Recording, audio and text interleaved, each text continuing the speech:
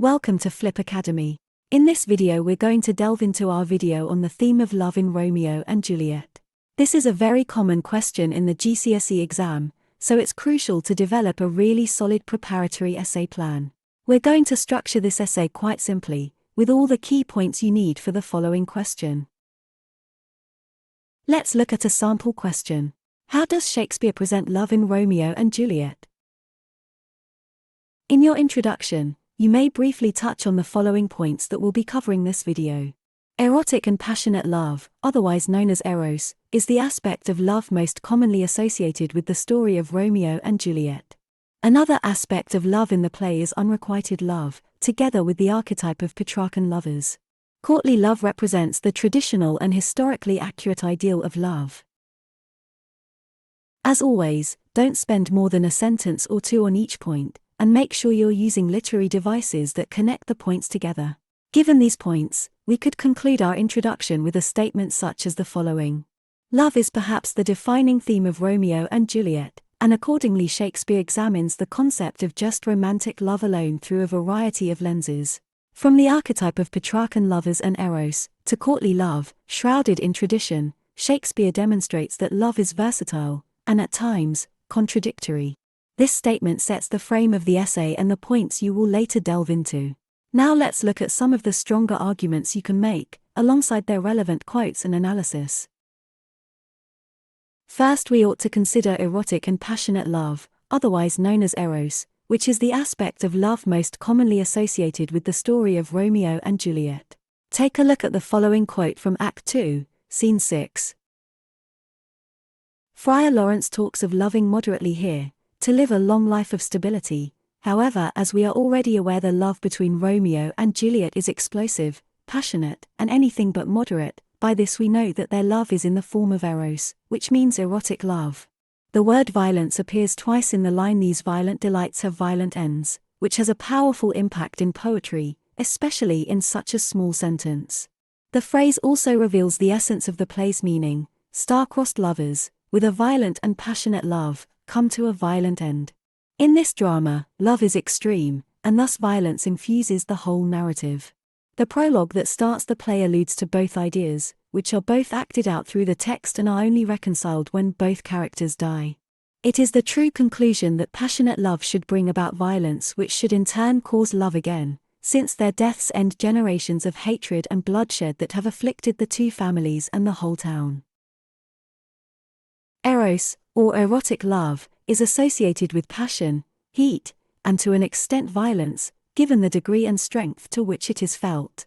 There are plenty of examples of this throughout the play, as this is the predominant type of love which the protagonists experience. Take a look at the following quote from Act 1, Scene 5. The emotions of love and hatred are the lifeblood of Romeo and Juliet, as is exemplified here in the phrase "My only love sprung from my hate."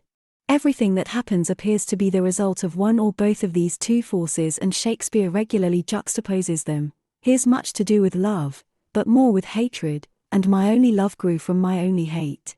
The juxtaposition of opposing concepts is known as antithesis, and Shakespeare frequently applies it in Romeo and Juliet, so much that love cannot be known without knowing hate, and vice versa.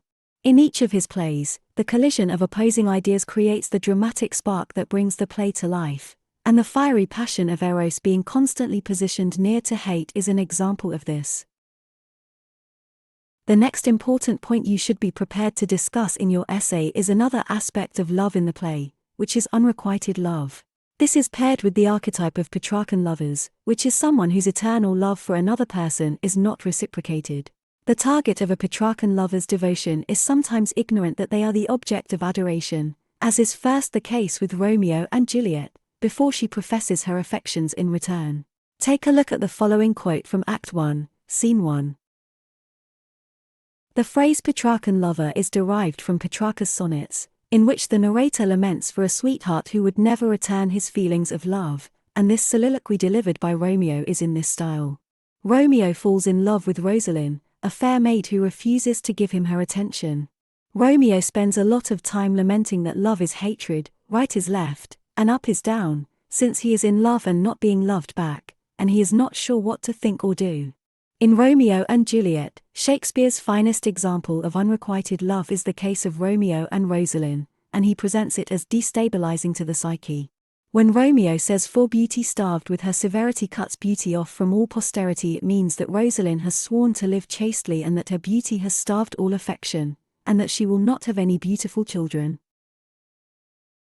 The last significant point to analyze in this essay is how Shakespeare depicts courtly love. Courtly love was well defined and had restrictive rules about how a man would behave in true love. Take a look at the following quote from Act 1, Scene 5. One rule of courtly love was that if a man was experiencing genuine true love, then he must totally forget any past loves.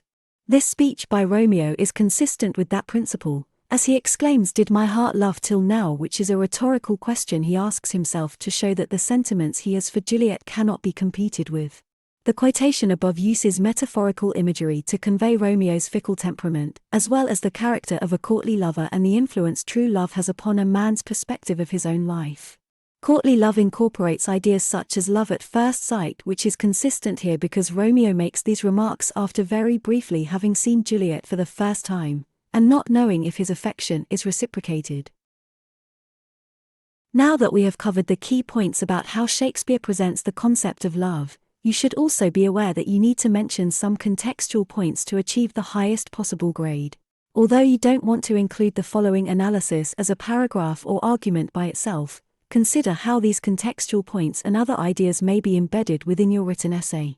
At the time when Shakespeare was writing, marriages would have been, more often than not, strategic choices made by the patriarch of the family. However, there was a slow move towards marriages driven purely by love, and the story of Romeo and Juliet would have been greatly appealing to those wishing to pursue romantic ideals. It also had the effect of increasing the importance of wooing their desired women before proposing to them. Both Romeo and Juliet exhibit eros, or passionate love, and agape, which is selfless love, and therefore this supported the idea of an unbreakable bond forged by love. When writing a conclusion, your aim should be to quickly and succinctly consolidate your points and final argument. When discussing love in Romeo and Juliet, we urge you to not add extra points, ideas, or contextual information to your conclusion that you haven't already discussed. Whereas in the introduction you framed what's to come, in your conclusion you simply fuse your analysis to hit home your argument. This concludes our video analyzing how Shakespeare presents the multifaceted theme of love. In the following videos we will be doing more character study analysis, looking at themes and motifs, and essay plans for these topics.